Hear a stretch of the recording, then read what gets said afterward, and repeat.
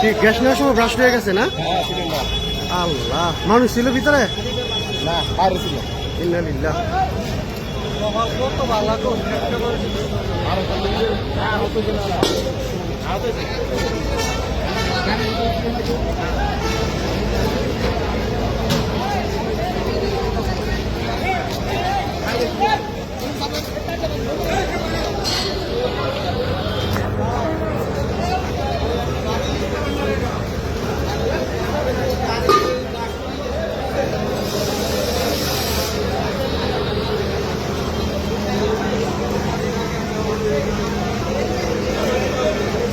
বাইপেল petrol pump.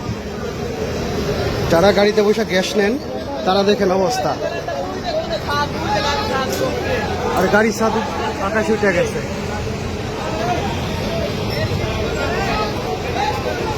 এই হয়েছে গাড়ির অবস্থা।